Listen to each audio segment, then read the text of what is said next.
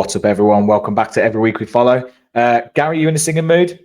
Yeah, mate, let's do it. Every week we follow the boys in Clara and Blue. And if you could also just like and follow us, like and subscribe. Oh, yeah. Like, get follow, comment. Because we always forget at the start, and none of you probably watch to the end. So just do it now. Do it right now. Like, subscribe. Fucking follow us. Subscribe's good. We've had quite a few followers recently. Luckily, a lot of the people that do watch, they are subscribing. Do leave comments. Comments are massive. We love having conversations. Tell us all about what you thought about the game. What do you think about Duran? The algorithm says engagement. Engage with us. Algorithm. Anyway, so this is a match review of the West Ham 1-1 draw. There will be a match day vlog coming out. I'll probably put in a little card up here somewhere, wherever it goes. Gary, tell us what you think. Mate, I was so depressed after the game last night. I built this. And this, like our performance, is a cheap version of Lego.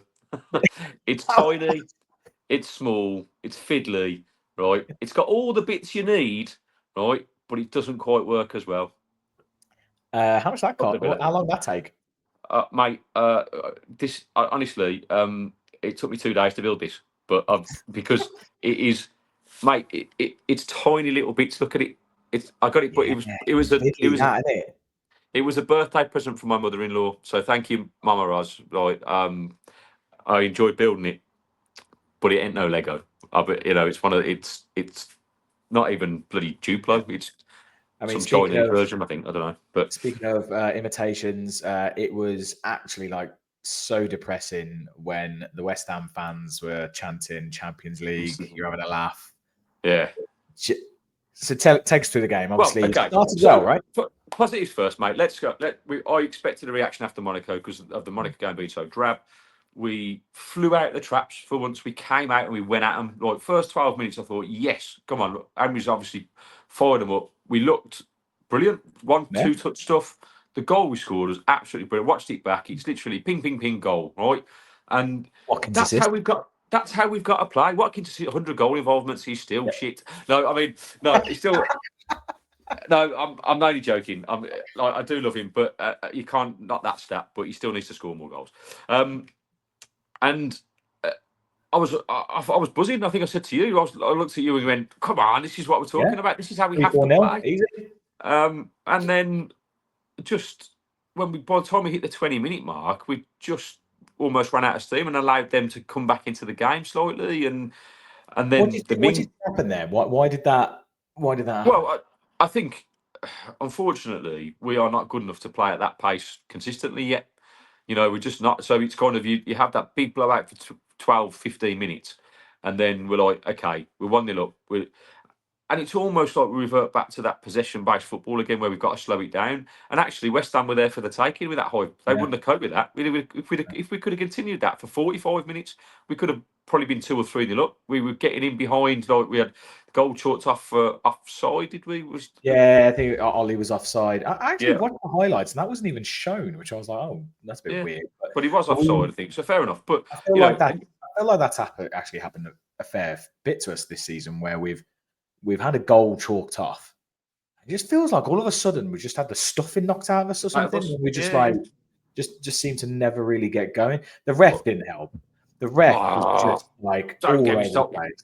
What the? I mean, he was dreadful. He lost control of the game in the first 12 minutes, didn't he? Like there was terrible. I think there was a moment, or probably just in 20 minutes, where and it might be towards the end of the first half. Actually, I can't remember the exact minute, but Cash got taken out, no yellow card, and then I think it was I don't know who it was, but we had a similar challenge in the by us in the corner, and it was a yellow card. And you go, okay, how the challenges were the same, like, and it just, and then the Mings injury happened. Then I mean, by the way, West Ham fans, if any West Ham fans see this, Paqueta, that fucking cheating knobhead, right? The way he went down to try and get Ollie sent off, right, was a joke. I did watch at that.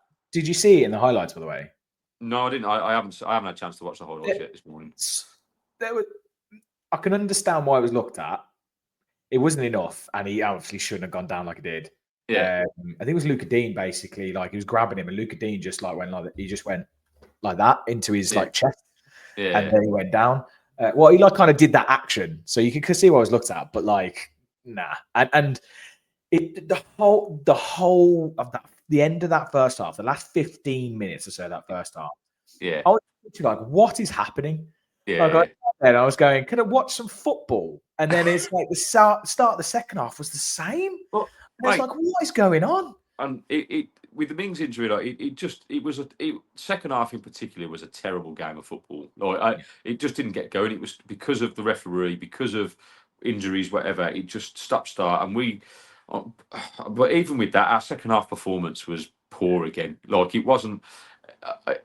I'm just massively disappointed because, and the reason why I'm disappointed is because I don't know how we put it right in terms of we have to stop conceding goals. Like last season, we would have won that game 1-0 and not conceded that goal. Like and it's a great result. Okay, the performance isn't great, but you go, well, it doesn't matter. We got 3 points, and now we are, and there will be people saying if you look at paper, look at the table, we're only 3 points behind teams above us, 4 points above.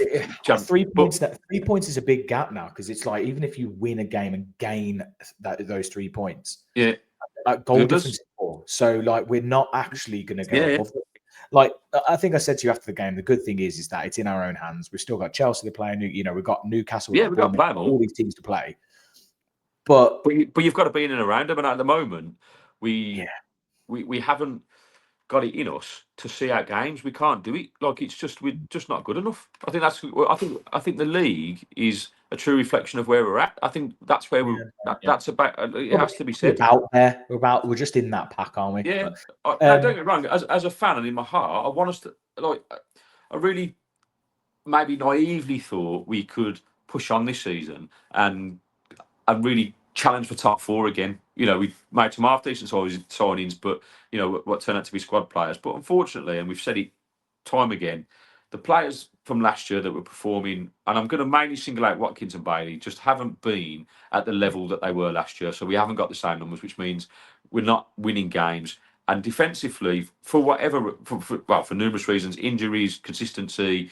With Mings' injury now, we're now short, aren't we? Carlos has gone. We've got no cover for him. Emery said he didn't bring Bogard on because he can't play left centre back. So we're suddenly struggling. So with those things not working for us, we're just not consistent enough to get the results. And I think that's down to the Champions League. I think we're not coping with the level of that, and so our league form has naturally dropped off. Now, I think that the harsh reality is we're going to have to probably take a step back to take 2 steps forward. I think we'll come back stronger. I still believe in the project. I still believe in Emery. I think we still look at that. He's still only got 3 or 4 players on that pitch yesterday that he has signed. He needs to continue to build the squad, get better players to put. I mean, it's all about performance. If we can do that and hit the levels that we did last year, for the rest of the season, I'm not saying we're out of it completely, but it's going to be very hard because the teams above us are all playing really well. Yeah, I mean, I think even last season we acknowledged we overachieved. We did, even I know you hate the stats, but like even XG and stuff, we were miles beyond what our XG was. Like we were just taking chances. We were just everything we touched turned to gold. And that's just what confidence does. But we just need to try and turn a corner and try and put some kind of little run together. I think that's the difficulty. And also with cup competitions and stuff, it's then like, well, you need to win those games to keep the run going. Even though in the league you haven't been beaten for however long, it kind of doesn't feel right. But quickly onto the Mings injury, it sounds like it's not a big one. It sounds like he should only be out for a couple of 2 or 3 weeks or whatever. But even with that, we're going to play Luca Dean. I mean, we're going to play Luca Dean left centre back, are we? We'll get onto that in a minute. I'm grateful that Mings is okay because it would have been harsh on him, like to sustain another. Sorry, but playing on was my opinion, he went up. He's a warrior. He wants to play, and he wants to. He's been out for so long, and he wants to make sure he plays. That was a stupid thing to do because I'll take it because he cheered at the crowd. He could have done some more damage. He could have done more damage. He could have, but he should have just come off. But I guess I don't know whatever that would have been. You got to think that the doctors and the manager have made that decision and deemed him okay. Do you know what I mean? But it didn't look good when he made that decision. Well, when they were treating him and they were moving his knee left to right, he winced and rolled like in agony. I thought, get him off. So I hope it is only a few weeks, but like, what do you do? Because even if Emery magic to centre back today, like he ain't going to be ready for Wednesday. Well, there's who's the guy from he's managed him countless times before. Apparently, he's looking at coming in as a bit of a stopgap. Argentinian guy. Oh, gosh. I don't know, mate. I've seen it linked like yesterday, basically. Yeah. So apparently, we're looking at a bit of a stopgap with him. Knows well, how. Mate, you made a really interesting point after the game yesterday. Juan Foyth. I never heard of him, mate. I'm sure in Emery we trust. You made a valid point yesterday in terms of saying, oh God, what was it you said? Something witty, something amazing, I'm sure. Yeah, something amazing. No, it was like even with 3 week gap. What do we do? Do you know what I mean? Because it's not something we're still going to have those 3 weeks, and Celtic are going to come on Wednesday with a full expectation of going, well, we can beat these now. They've got no defenders. Well, you saw the second half. After Mings went off, pretty much, they just attacked that side. Yeah. The entire game was down that side, and they were just. Matson was getting done. Yeah. Dean was kind of getting out of position. At one point, Luca Dean was at a right wing. Yeah. And I was like, what? Hang on, what? What's he doing there? And then he's running back. I think that was from one of the many shit set pieces we had to watch endure again yesterday. Austin McPhee earning his wage. I can't, mate. At this point, I can't defend him. I'd just sack him on the spot. Like they're just terrible. We spoke to the guy in front of us, didn't we? Like we just literally might as well give when we get a free kick or a corner, we might as well give it back straight back to the opposition and let them have it because we are terrible. We're absolutely terrible. We don't attack the ball, and when we defending us, I point this out to Ava, my daughter, say in the first half, I cannot stand zonal marking, right? And if you look back on it, so there was, and it did come to nothing. But I said, if you look at Souček, he's at the back post, he's their tallest player, he's not being marked, right? You've got Mings and Konza free in the middle because they're marking their zone, right? And I promise you, and again, I don't, with my little knowledge of football, I said, watch the ball go to the back post, right? And they did, and he got a free header, right? And it went over, right? But that, for me, is unacceptable when you've got big guys like Tyrone and Konza. You put them on their biggest centre forwards, and maybe you zone them might do it both. Don't just allow the ball to come in. Like you don't end up with the mismatch because even like their goal, which we'll go over in a sec, like it's gone to the back post. Even if Cash was there, he's not going to win it, isn't he? He's not going to win the header. So I fucking hate zonal marking. It drives me insane. And it was the same with the Monaco goal. Like it was zonal mark. We don't deal with the two big guys up front, and we concede a goal. Like so, we got off. Why aren't we learning from these mistakes? These are mistakes we weren't making last year. God, I'm fucking pissed off, mate. I am. You pissed me off. Fucking talking about set pieces. But this fucking Lego thing's going to get launched at the wall. I can't believe it. Like, why are we so shit at set pieces? Why is Aston Villa still got a job? Why are we Villa fans? Fuck it, I'm going. What? No, not really. I'm joking. What I don't understand is like I was speaking to the father-in-law and I was saying that I understand set piece management, like attacking, right? Because you're the proactive team. You're the team that's trying to like make something happen, and you are trying to second guess what they're going to try and do, and you're going to like make movements. You're going to like throw them off. You're going to do bluffs, all this kind of stuff, right? Defending set pieces should be purely reactive. It should. 100%. I don't understand why are we trying to set up predicting what they're going to do. It's like, no, pick a man, get that man. He's a big bloke, right? Mings, you get on him. John Duran, you're on now, mate. Yep, get on him. Stay with that man. It's pretty simple. And you just do it reactive. I don't understand why it's like this thing about because even like Austin McPhee at set piece, I was like, what the fuck is he meant to do for? He shouldn't be doing anything for defensive set pieces. I don't understand why you would pre-plan it. It doesn't make sense. No. It's not like you're going to have a plan and you were like, right, well, there's 5 players here, but our plan is to have 2. So we're just going to have 2 people here against 5, and we're going to get fucked. You know, that's. It just doesn't make sense. Yeah. It doesn't make sense at all. Help it make sense to me. Anyone out there who wants to comment and help it make sense to me, because obviously defensive I'm not a coach. Explain. Please explain to me what we're trying to achieve, because it doesn't work, and I am getting like I felt so sad after the game yesterday. Just because of again 2 massive games this week, and we've come away with nothing really. It felt like a loss yesterday, even though we got a point. Because I don't know how we turn it around. I don't know how we G the players up to get them to play at the level that was clearly there in the first 15 minutes. Because that is desire and work rate and all great teams do it, but we just, for whatever reason, whether we're not fit enough, whether we're just not good enough, I don't know. But those are the 2 reasons for me coming to it. But we clearly can do it. We blew West Ham away in the first 15. They didn't know what hit them, and the only fact is, if we'd have scored 2 goals, maybe we would have won the game. But and I can't fault the start. I was like, this is what is the beauty of football, isn't it? I went from euphoria of that first 15 minutes going, fuck it, this is what it's like to be a Villa fan. You were like, I can't wait to do the podcast. It's going to be great. Yeah, like, I'm buzzing, like, we can finally be positive. It's all great. And then you go, just less than an hour later, I want to strangle Austin McPhee till his bed pops off. And then this happened. And then this is what happened. Look at this. So you can literally see it. You can, and I tell you what, right? We'll get onto him because it was which player scores? well, I'll tell you what. Choose your man. Tell us who. If you haven't seen it, tell us who you think scored. But with it was a positive. Marlon came on. I was not Marlon Harewood, by the way. Danielle. Feed the horse and he will score. Danielle Marlon came on, and actually, on the whole, I think he looked pretty lively. But here, you can literally see. I think that is Marlon there, isn't it? Where was he on the edge of the area?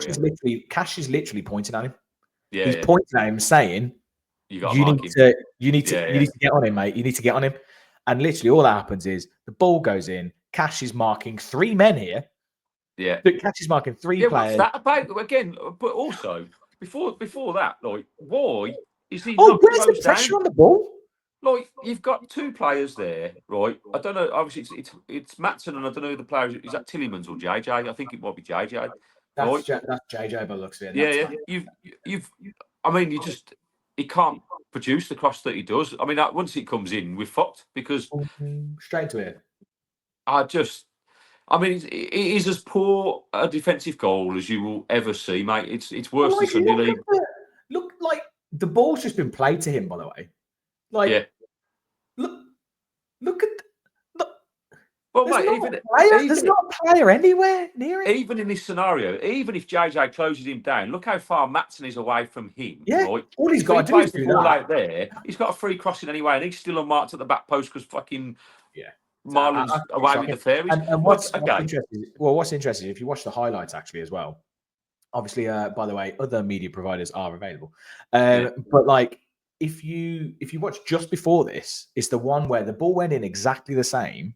Yeah. And Emmy comes out and claims it, and he gets that like slight injury, like he kind of like the ball a bit, and then Conser actually clears it off the line. That is literally minutes before. It's carbon copy. But also, it happens after. There's the same. It happens again. It does. I think it was Souček, and he headed it over the bar. Yeah. Right. Yeah. And you go, fucking hell. Like, not being funny, right? Just this is. And I don't want to single out Cash because he's done all right in recent weeks for me. But the second half yesterday, he looked like he was blowing out of his arsehole, like he did. And I don't know whether that's the fact he's had to work twice as hard because of Bailey and Marlon coming on. Well, there's players on there who are playing every minute of every game and the Champions League games. They're not light, like they are heavy games. They've travelled all the way out. They've gone to they had the Arsenal game. Then they travelled all the way out. Then they played 90 minutes there. Then they come back here. This game had an extra 14 minutes. Yeah.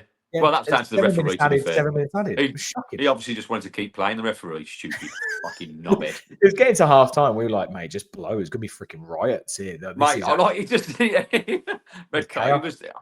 It's not all of those are contributing factors, mate. But that goal is terrible to concede. It is. And let's be honest, second half, we didn't. I think there was only Marlon who had 1 shot on target.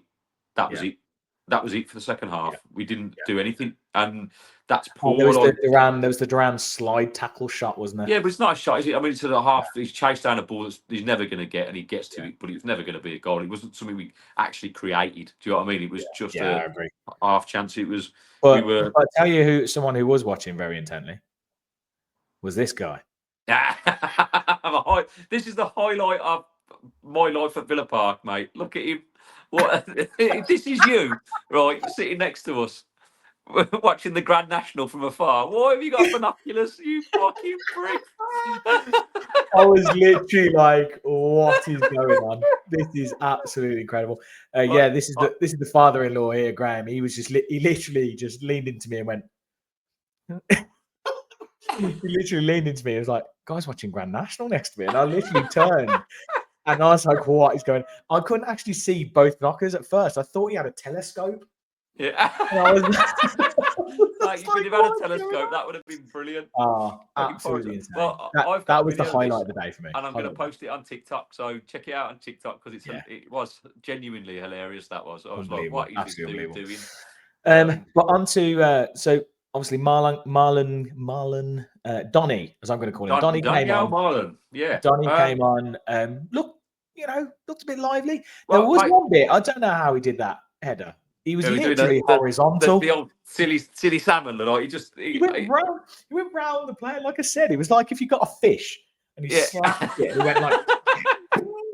That's what he was doing. It was crazy. Mate, I've got to say, it was incredible balance because he didn't even no arms. I thought it's just going to flop on the floor, but he got his balance and then went round two. And so okay, difficult to judge that as a debut because it was a shit game, and he came on for what half an hour, maybe like 20 minutes.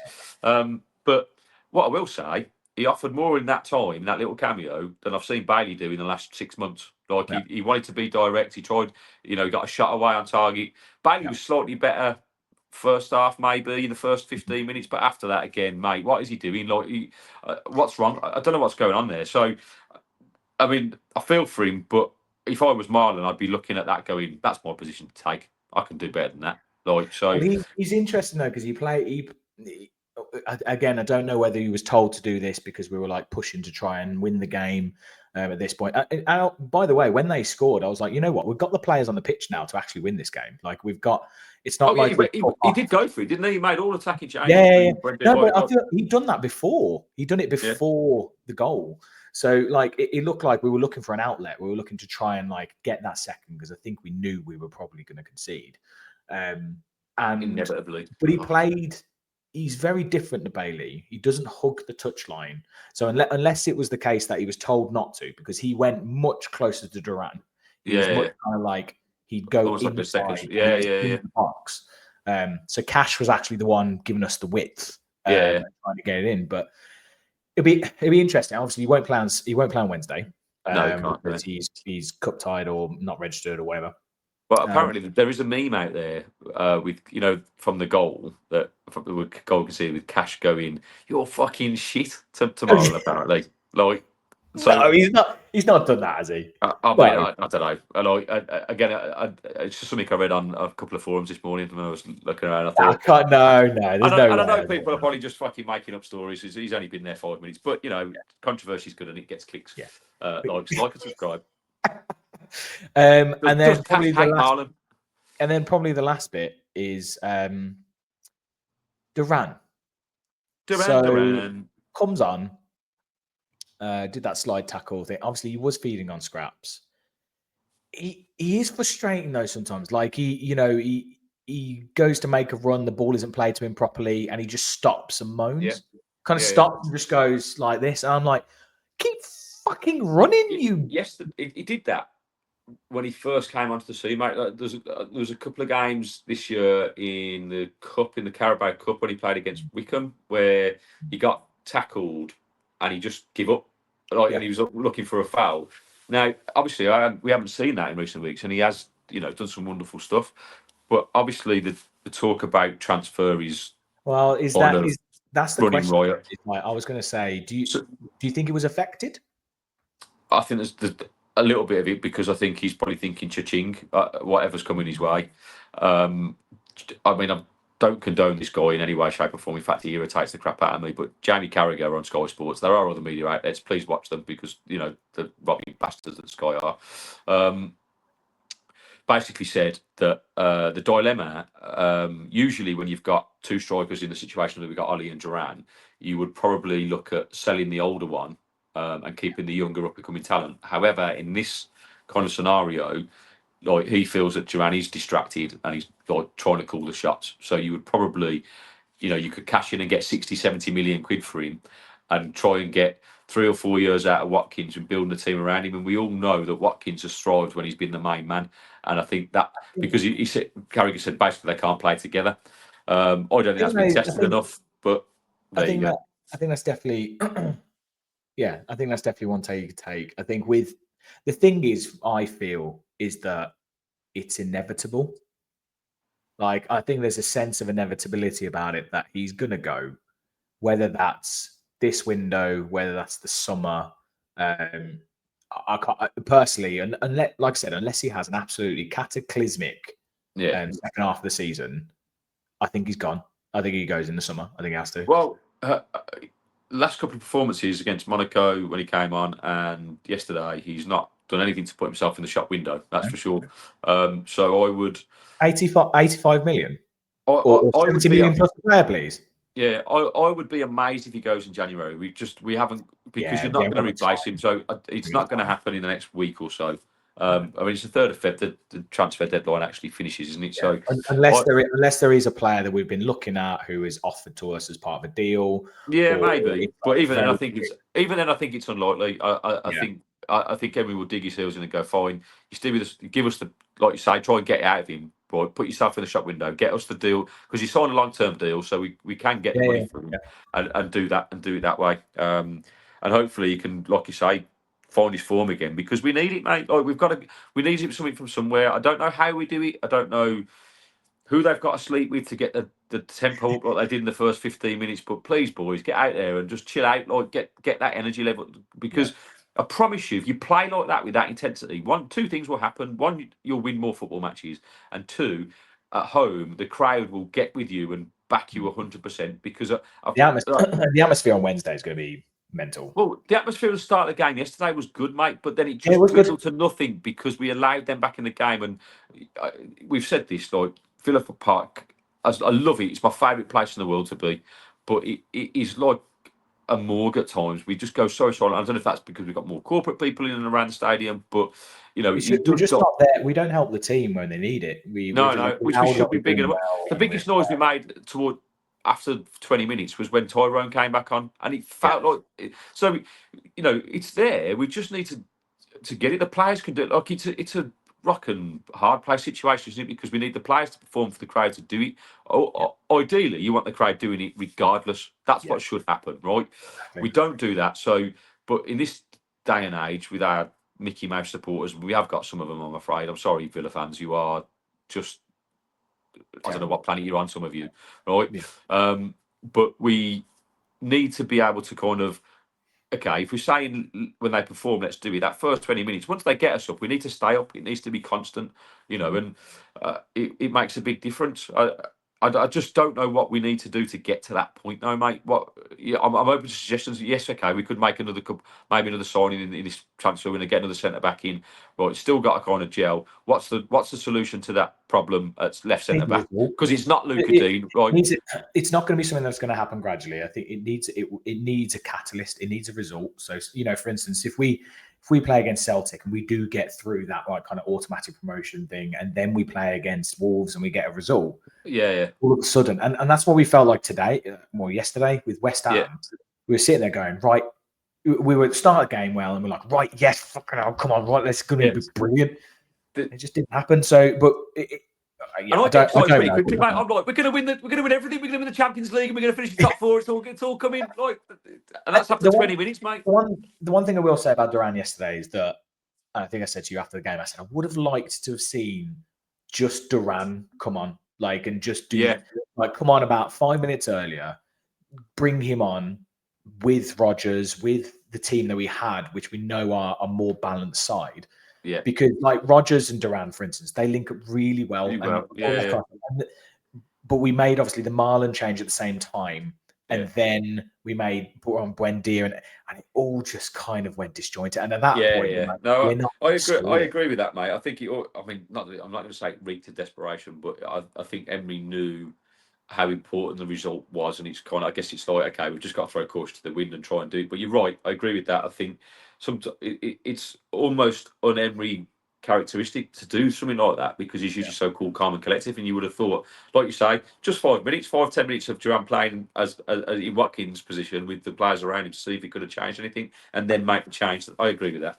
I think he was doing the rotation for minutes, right? Because he knows Celtic's coming on Wednesday. He needed McGinn to play, needed to have some minutes. Yeah, I assume McGinn will start Wednesday. Wendy to play. You know, I don't know whether he's thinking of starting Wendy. I'm not sure, but you know, he signed. I read today. I don't know. Yeah, again, extension.